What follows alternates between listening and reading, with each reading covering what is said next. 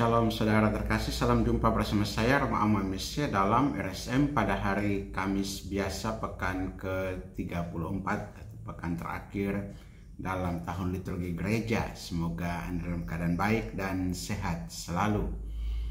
Saudara, penonton pada hari ini dari Injil Matius pasal 4 ayat 18 sampai 22 di bawah judul Yesus memanggil murid-murid yang pertama. Hari ini juga adalah pesta Santo Andreas Rasul, dan salah satu murid pertama yang dipanggil oleh Yesus adalah Andreas, saudara dari Petrus. Mereka dipanggil di Danau Galilea saat mereka sedang menebarkan jala di danau sebab mereka penjala ikan. Dan Yesus berkata kepada mereka, "Mari ikutlah aku, dan kamu akan kujadikan penjala manusia." Catatan tentang Santo Andreas dapat juga kita temukan dalam link dari Iman Katolik, website Iman Katolik di Santo Santa tanggal 30 November. Di sana dikatakan Andreas salah seorang dari ke-12 Rasul Yesus Tuhan kita. Mulanya ia berguru pada Yohanes Pembaptis, tetapi kemudian ia bersama seorang kawannya mengikuti dan menjadi murid Yesus. Segera setelah Yohanes mengarahkan perhatian murid-muridnya kepada Yesus dengan menyebutnya anak domba Allah yang dinantikan Israel. Saudara, Simon Petrus ini adalah nelayan kelahiran Betsaida, sebuah kota di tepi Danau Genesaret. Ayahnya Yohanes, Yona, adalah juga seorang nelayan di Kapernaum, sebuah kota yang letaknya 4 km sebelah barat muara Yordan pada Danau Genesaret. Andreaslah yang membawa Simon, saudaranya yang kemudian disebut Yesus Petrus si batu karang,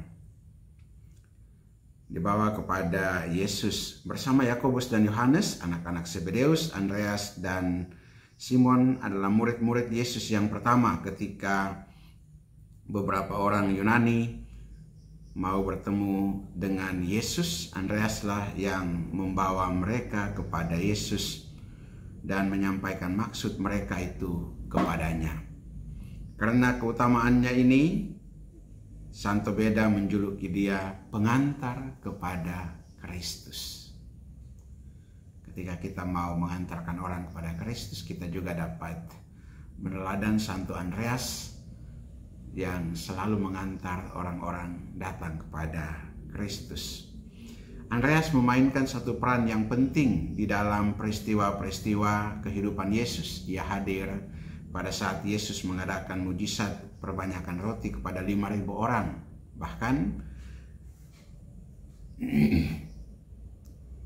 Bahkan dikatakan justru dialah yang memberitahukan kepada Yesus perihal anak laki-laki kecil yang membawa 5 ketul roti dan 2 ekor ikan. Ia juga ada di antara 4 orang rasul yang mempertanyakan kepada Yesus perihal tibanya hari akhirat. Karena itu juga pesta pada akhir tahun liturgi ini juga menjadi salah satu pesta yang mengingatkan kita akan akhir zaman itu. Setelah Yesus naik ke surga, Andreas ada di antara rasul-rasul lainnya di ruang atas untuk menantikan turunnya Roh Kudus yang dijanjikan Yesus. Konon ia kemudian mewartakan Injil di Skitsia dan Yunani, dan kemudian menurut tradisi yang agak diragukan, ia pergi ke Bizantium, di mana ia mengangkat Stasis menjadi uskup setempat. Di mana, kapan, dan bagaimana Andreas wafat kurang diketahui jelas. Namun seturut tradisi ia wafat di Patras, Akaya, digantung pada sebuah salib yang berbentuk huruf X atau silang. Ia bergantung di salib itu selama 2 hari, dan selama itu ia terus berkhotbah kepada khalayak yang datang menyaksikannya. ia tidak dipakukan melainkan diikat saja pada salib itu, sehingga lebih lama ia menderita sebelum mengembuskan nafasnya yang terakhir. Salib ini kemudian dinamakan orang salib Santo Andreas. Pada masa pemerintahan Kaisar Konstantinus II, salib relikwi Andreas itu dipindahkan dari Patras ke gereja para rasul di Konstantinopel. Sesudah kota itu dirusak oleh perang salib pada tahun 1204, maka salib itu dicuri dan kemudian disimpan di Katedral Amalfi di Italia. Kurang jelas apakah ia pernah berkhotbah di Rusia dan Skotlandia seperti yang dikatakan oleh tradisi. Yang jelas ialah bahwa Santo Andreas dijadikan pelindung dari kedua negara itu, yaitu negara Rusia dan Skotlandia. Saudara, Andreas dikatakan sebagai pengantar kepada Kristus yang juga seorang penjala manusia.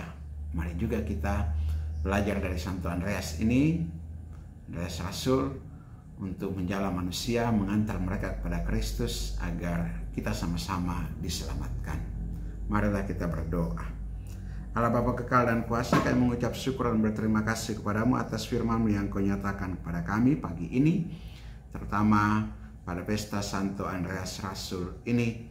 Engkau mengantar kami untuk menimba kebijaksanaan dari Rasul Santo Andreas yang dalam perjalanan hidupnya mengantar banyak orang kepada Kristus Putramu. Kami mohon turunkanlah kuasa Roh Kudus-Mu ke atas kami sebagai orang-orang yang sudah Engkau angkat menjadi anak-anak-Mu, untuk juga bersama-sama menjala manusia, saudara-saudari kami, mengantar mereka kepada Kristus agar juga kami sama-sama Engkau selamatkan. Dialah Tuhan dan Juru Selamat kami yang hidup dan berkuasa bersama Dikau dalam persatuan Roh Kudus Allah sepanjang segala masa. Amin. Berkat Allah yang Maha Kuasa turun dan tinggal atas saudara sekalian, Bapa dan Putra dan Roh Kudus. Amin.